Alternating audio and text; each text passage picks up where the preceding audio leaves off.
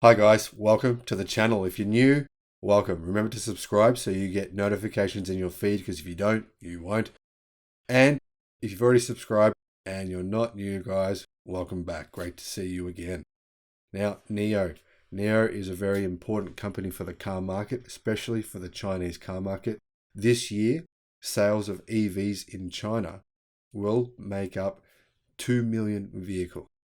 By 2025, the market in China for EVs, I believe, will be around about 8 million vehicles, or 1/3 of the entire Chinese car market. Now, already the Chinese car market is the biggest in the world, and the EV market in China is also the biggest in the world. And I believe that growth will only continue to accelerate, making China the most important country in the world for vehicles and more specifically, more importantly, for EVs. Fortunately for NIO, who began operations in 2014, they're in the right place, really at the right time. The perception of the brand is excellent. There's a lot of comments on the channel, on other channels as well, on their perception of NIO as being a quality brand. And I think many Chinese aspire to own one of these cars. Now, obviously, they're in the premium segment, and obviously the premium segment in China is only around about 5% of the market, but there's 1.4 billion people in China, so that's still a big market. However, being in the premium segment does have some advantages for NIO. They can eventually offer a cheaper model if they choose to, and obviously it positions their brand as being more premium. At the same time, margins in the premium segment are obviously much higher than margins in the non-premium segment. Much, much higher. So, as you guys know, NIO has doubled their sales in the first quarter of 2022, so January, February, March, April, and even in May, they've also doubled sales versus the same months, the same period last year. So really good results for NIO this year. Obviously, the biggest seller they have is the ES6, and that competes against the Tesla Model Y. So there's definitely a rivalry going on between Tesla and NIO. Now, recently, the CEO of NIO, Lee, who in an interview with Bloomberg, he talked about the eldest of his two sons, who is a first grader, wants to follow in his dad's footsteps. And he said, one day he told me that he would study hard and work hard, helping dad beat Tesla when he grows up, said Lee. It's going to be too late, I said. So how many cars has NIO actually delivered so far this year? Well, NIO delivered more than 20,000 vehicles, all of them SUVs, in the first quarter at an average price of $68,000, while Tesla shipped around 17,000 of its Model Y SUVs in China, and those cars start at around 53,000, but average prices are more like 60,000. Now, NIO's share of the overall China market for higher-end cars is actually second only to Tesla, according to Kang Yun, an analyst at consultancy LMC Automotive, and it set a benchmark for the wider EV space, particularly in product and service innovation. So what's going on now? Well, what's going on now is NIO has received approval to sell the ES8, which is their larger SUV. This SUV is a competitor to cars like the Audi Q7 or the Tesla Model X, much larger vehicle than the ES6. They've received approval to sell this car in Europe, basically in every country in Europe. And the reason they've applied for this approval is because they're about to sell the ES8 in Norway in September this year. Obviously, this is a precursor for the fact that they're going to go and attempt to sell the ES8 all over Europe, I believe, within the next 12 months. And this is just the start of their plans. They're going to kick it off in Norway. Now, NIO said it had received European whole vehicle type approval for the ES8, which, let's be honest, it's an essential part of NIO's entry into Norway and the European market.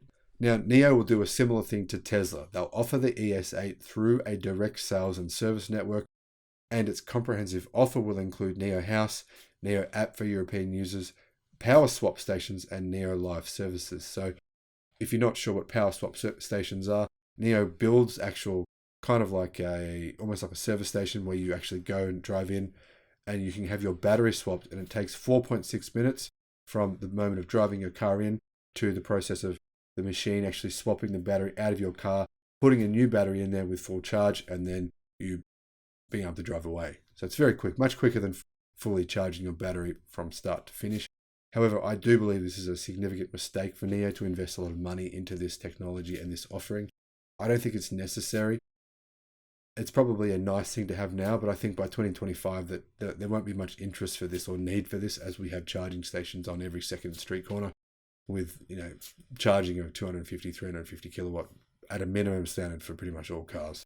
So I think it's nice for now, but it's not really a future forward thinking thing. And I don't see the value in this. However, what about the stock price? NIO. Well, NIO's rebounded strongly. In January of this year, the stock was at $62, which was an all-time high. But by May 13 of this year, the stock had dropped all the way down to US $31. And there was a bit of panic in the market for some reason. I'm not really sure why. However, the stock has rebounded to today, being at $45, so it's gained a lot of its losses back. Do I think NIO is a good buy right now? No, I don't. Do I think it is a good buy now if you're thinking about what the price is going to be in 2030? Absolutely. However, there's a number of car manufacturers and I believe battery manufacturers who I would buy first. However, I don't think NIO stock is a bad buy compared to GM, Ford, many, even Volkswagen. I'd probably still consider NIO over Volkswagen, just because Volkswagen still is in the situation where 80% of their product is ICE, and that is old technology. NIO doesn't get involved in any of that. Everything they're doing is in the EV space, and that is unquestionably the future. So what about prices? Well, in China, the ES8 costs between $68,000 and $90,000 US. So obviously, it's not going to cost that price. In Europe, you probably add around about 20% to that price. So you might be looking at, well, they're saying in the UK, this car will cost £78,000, which is quite a bit. They may struggle to sell it around that price, but I don't know whether or not that price will be the same in Norway. I believe let's say we add 20% to that base price, we might be looking at around about maybe $80,000 US. And really, for this size of vehicle in an EV that will do 0 to 60 miles per hour in only 4.4 seconds, it's a very fast car. In fact, it's actually faster than almost every single Audi SUV of a similar size that's on the market. And, well, obviously, Audi doesn't offer a comparable SUV in an electric-only car. So if you want an SUV of this kind of size in Norway, you don't have much choice. So what about other things like specs? Well, this car will have a 70 kilowatt hour battery. It also has an option of a 100 kilowatt hour battery. Obviously, you pay more for the 100 kilowatt hour battery versus the 70. And it comes with all-wheel drive. It has a motor on the front and a motor on the rear. Now, what about weight? Well, this is one of the areas where NIO has put a lot of effort into, and I'm actually very legitimately very impressed by NIO's work with structure, the chassis, the entire vehicle. The performance of this car is really helped by reducing the weight by using Audi levels of aluminium to make up 96.4% of the vehicle's structure and bodywork. That is extremely, extremely impressive from basically a new car manufacturer to be able to do that. Now, obviously, this car will get a 5-star NCAP rating in Europe. I think that's basically a given, considering all its excellent safety technology and its kind of low-level autonomous driving technology. When I say low level, I don't mean it's actually bad. It's actually excellent. But what I mean is it's not fully autonomous. No one's there yet. Now, reports are that NIO has excellent build quality. They have very, very tight panel gaps, door handles that fold out of the bodywork, and doors that close with a really solid thunk. So customers and reviewers say they appear to be very good quality, and you can see the interior of these cars is extremely premium. They look very nice. I think they've done the interiors. They're like a perfect combination of minimalist Tesla and modern Audi. I really like where they've gone with the interior.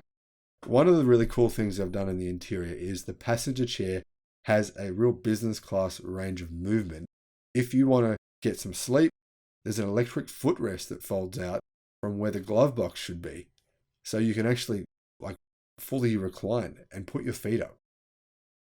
So if you look down into the car when you're in it, you can see that NIO's designers have used the electric architecture to replace the traditional transmission tunnel with a plunge pull deep center bin.